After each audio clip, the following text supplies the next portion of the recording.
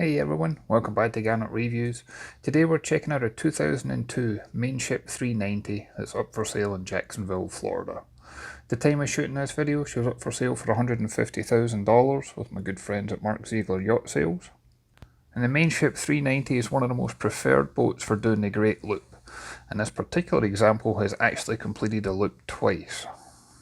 And having that track record under its belt, that means you don't have to worry about range, height restrictions or anything like that, because you know for a fact this one's capable of doing a loop in comfort.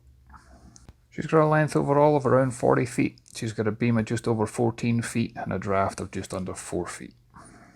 And as I step on board and make my way up to the bow, notice there's no teak deck, there's nothing like that. This boat inside and out is all about low maintenance, so you can spend more time enjoying the boat rather than working on the boat. You've got very easy access to the bow, you've got wide clear decks, handholds all around, and that way you've got access to the coach roof where you can easily lay out or sit up here. And then at the bow itself, you'll see we've got the electric windlass. This can be operated from here, but it can also be operated from both the helm and the flybridge.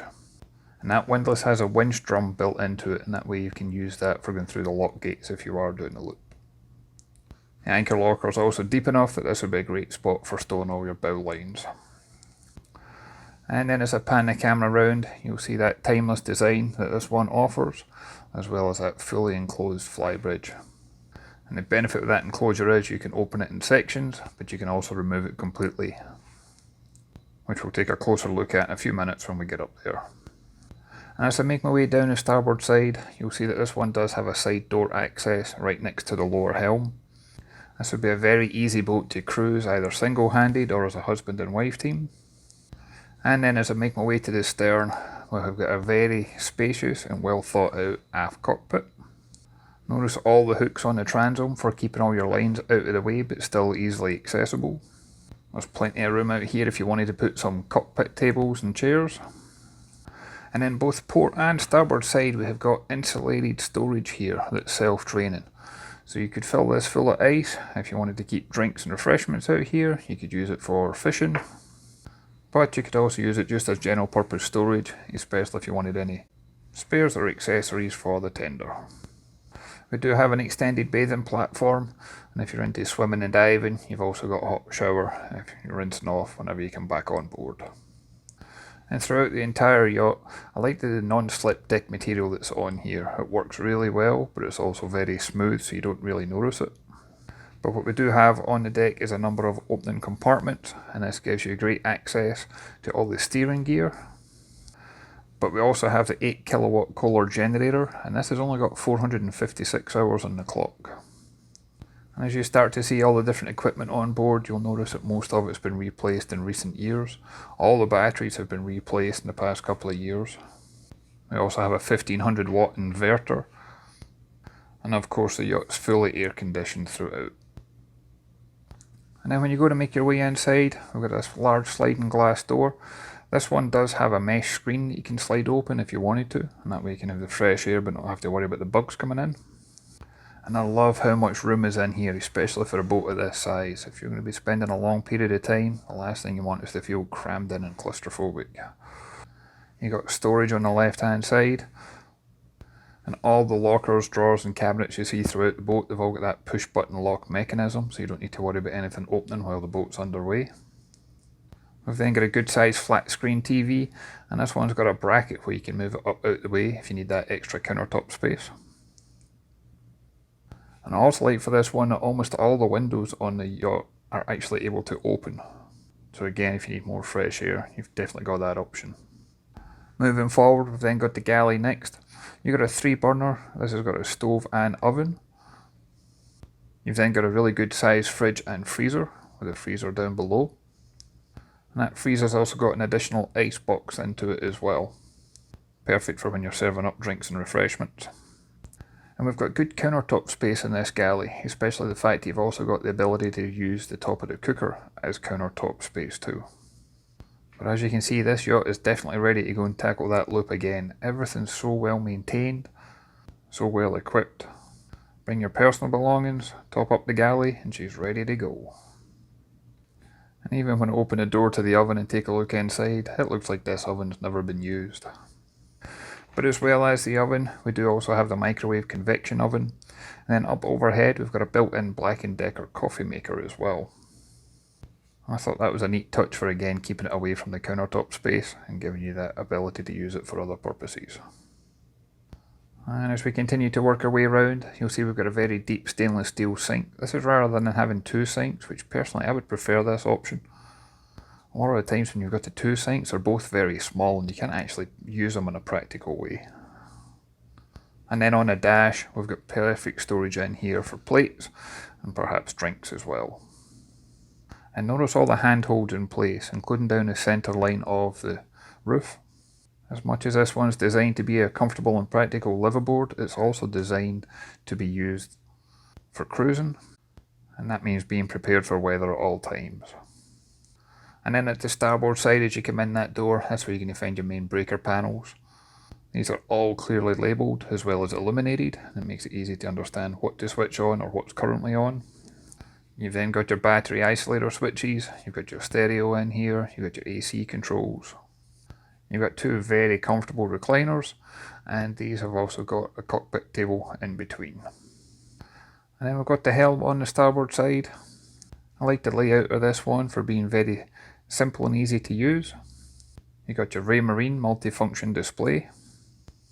You've then got your Raymarine Tridara. You've got full engine instrumentation. And when I was on board, this one read 2,883 hours on the clock.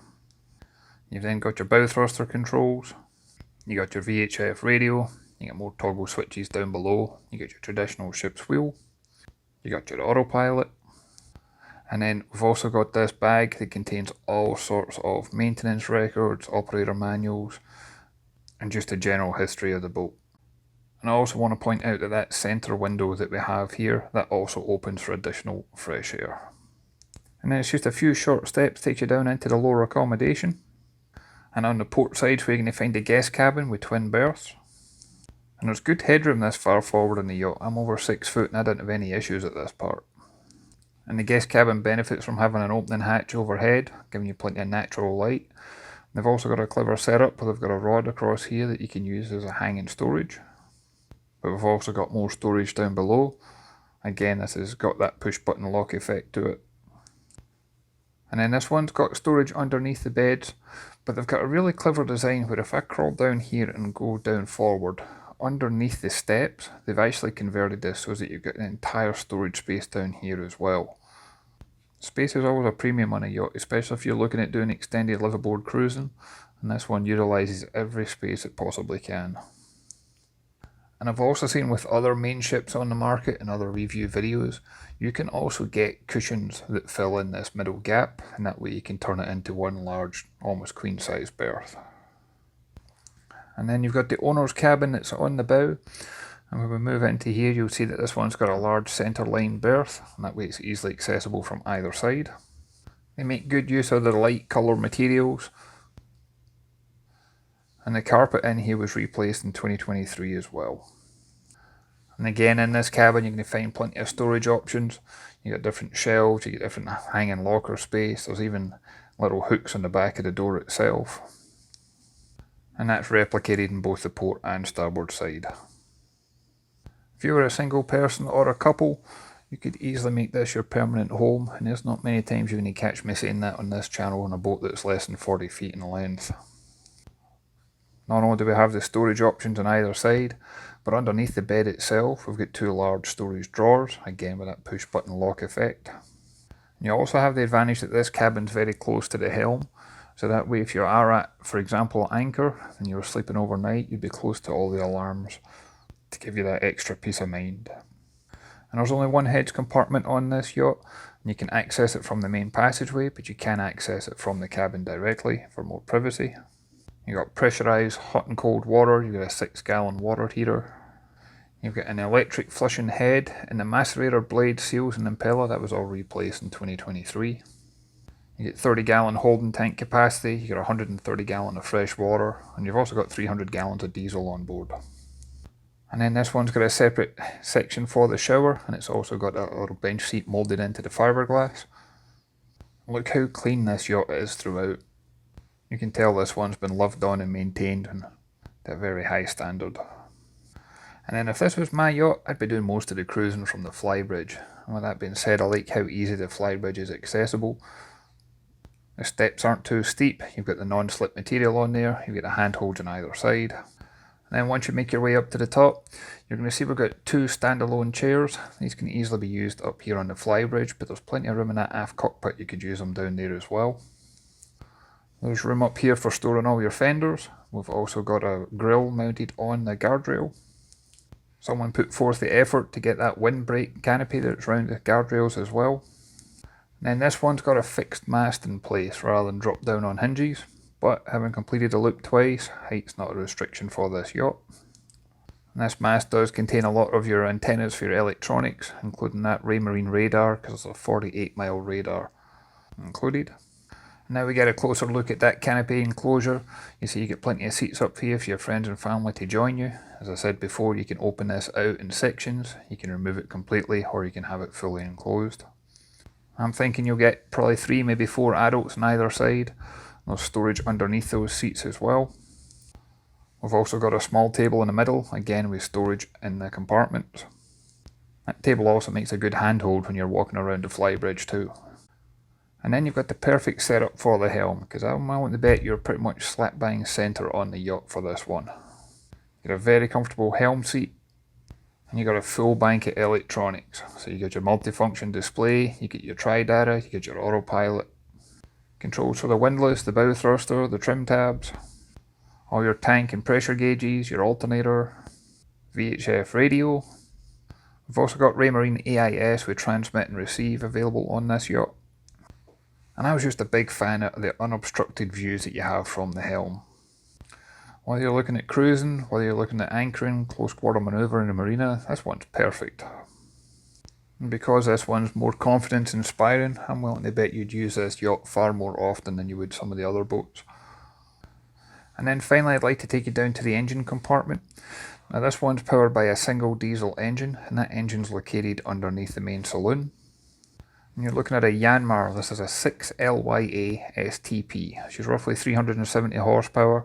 As I mentioned earlier, she's got less than 3,000 hours on the clock. This would give you a cruising speed in the right conditions somewhere around 10 knots and a maximum speed somewhere around 14 knots. And because she is single diesel, there's so much room down here, both in terms of storage, but also just access for working on the engine. So any service and maintenance you need to do is easily done. And look how dry the bilges are, and also look closely at the engine. There's no signs of leaks of any sort, whether that's water, oil, diesel. This one's basically been stripped of all the owner's personal belongings. She's ready for sea trial, she's ready for survey. And I honestly believe that she's ready to go again and do the great loop. And for only $150,000, personally I think this is tremendous value for money. But as always, I'd love to hear your thoughts and comments. If you can leave a comment down below. If you haven't done so already, if you can hit that like and subscribe button, it really does make a difference. I'd like to thank Mark for the opportunity to come on board and share this one with you. I look forward to catching you on the next one. Thanks everyone.